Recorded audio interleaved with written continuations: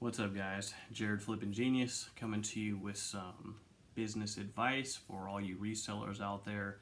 Hopefully, you pay attention and it helps you scale.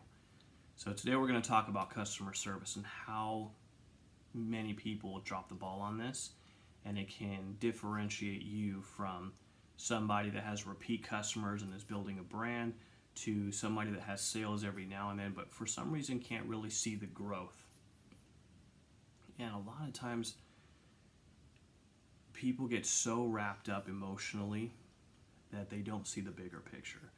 I call it the Picasso effect. So a Picasso painting, if you stand with 12 to 18 inches from a Picasso painting, if you've ever had the chance to go to a museum, I think that you can't really see the beautiful, you can't see the whole picture. You see blurred colors and it doesn't really make a lot of sense. Take 10 feet back and you see the whole entire painting and all of its essence, and it's beautiful. It totally makes sense. Business can be a lot like that. So many people get caught up emotionally and want to respond like it's a shot to their ego, when if they take a deep breath and realize how important it is to think logically and not emotionally, that their sales will just compound and they can really think outside the box and get things figured out.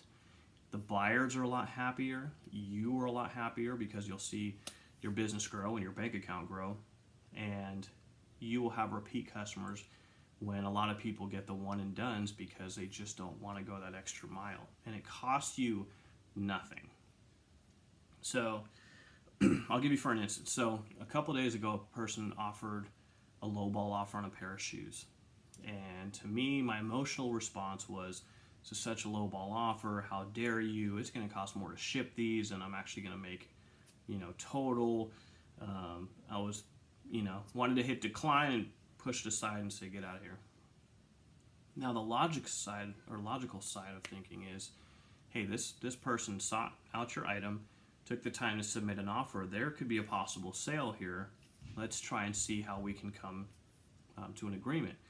So I live on the West Coast. He lives on the East Coast. And this pair of shoes was bulky and came in a larger size box. So it was going to be $18 to $23 to ship it. So minus my eBay fees, PayPal fees, and shipping, my profit margin was not even a cup of coffee. So I try not to get hung up on my inventory. I try not to get emotionally invested where I'm like, I have to get this amount for this item or else no deal. I want to keep my inventory constantly moving. I'll stack up those quick nickels instead of waiting for a slow dime, and that's how you're able to scale a whole lot faster. It's different if items are super rare or vintage and you really know that dollar amount and it's not too many sellers, if any, have that item. Different story. But I'm talking about the things you come across all the time. So I messaged the buyer and said, "Hey, look, I appreciate your business, first of all. You always be respectful. I appreciate your offer. I would like to do a deal with you here, but let me explain to you what my circumstances are. Shipping is going to be X amount. I live here, you live there.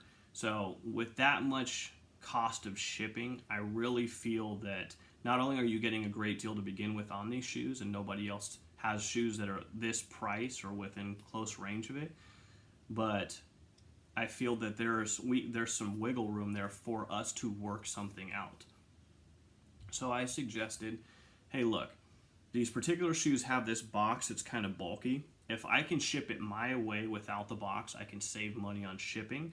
This is the price that I would be willing to and be comfortable with selling it to you. And I know that you're getting a great deal.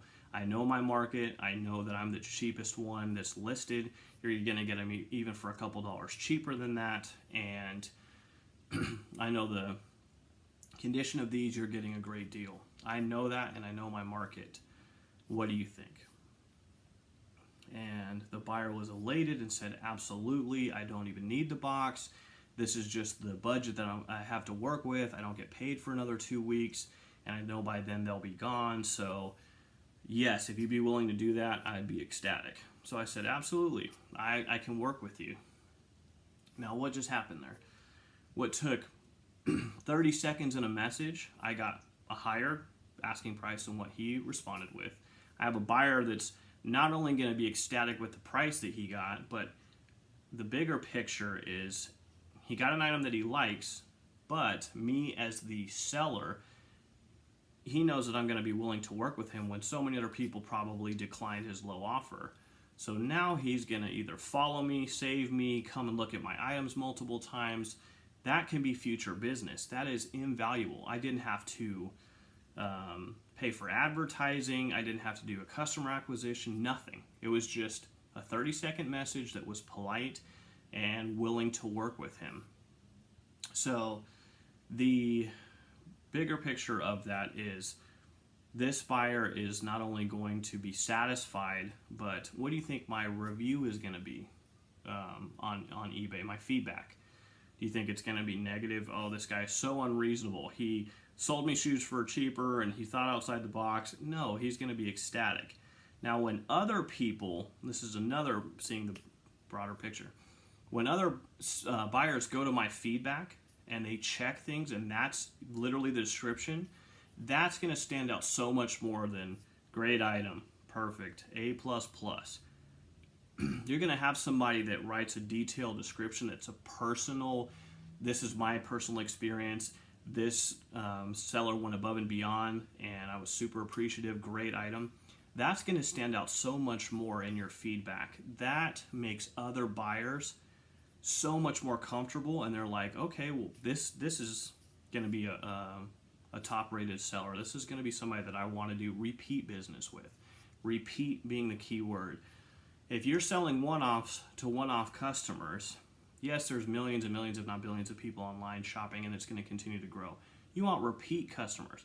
Imagine if you had 100 repeat shoe buyers that you could go to Nike Outlet, put the shoes online, and they would buy them immediately. How fast could you scale? Some people, don't have the resources that we do when it comes to Nike Outlets or Ross, Marshalls, things like that. They can live in the boonies. They can not be mobile. There's so many different avenues that could, or so many instances where you are providing value by giving an item that has a dollar amount. You are providing them a service by making sure that they get the item that they want delivered to their doorstep, their office, whatever. And that is where you take your percentage. Now, in the future aspects, imagine if you did that once a day. It's 365 possible sales that you would have missed out on. And say your average profit on each item that actually worked out with, say it was $10. That's $3,650 if you did that one time a day. $3,600 might not change your week, might not change your month, might not change your year, or reverse that. Might not change your year, might not change your month or your week. But I'll take $3,600 any day of the week by writing a 30-second message. And what could I turn that $3,600 into compounding if I'm able to go and source more items instead of sitting on inventory? You are in the business of reselling. You are not a storage facility. You are not a hoarder.